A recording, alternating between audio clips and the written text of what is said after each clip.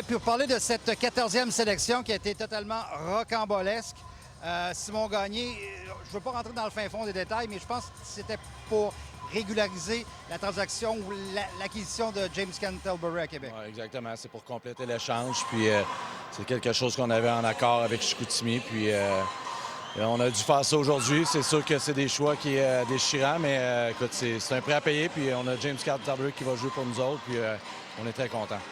On dit que le prix est cher à payer. Thomas Charbonneau, qui avait été le 4e choix au total l'an passé, défenseur que tu avais comparé à Marc-Édouard Vlasic. Également Ryan Howard, très physique, qu'on le voyait dans les plans pour 2028.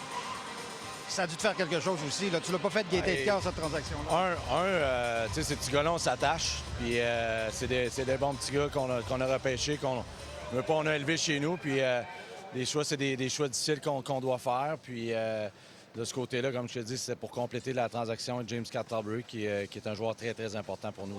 Qu'est-ce que tu peux dire aux amateurs des remparts qui sont déjà un petit peu fâchés là, sur les réseaux sociaux?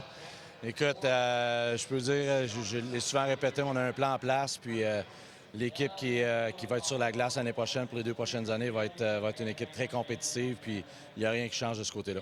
Merci beaucoup de ta disponibilité, Simon. Ça fait plaisir. Merci.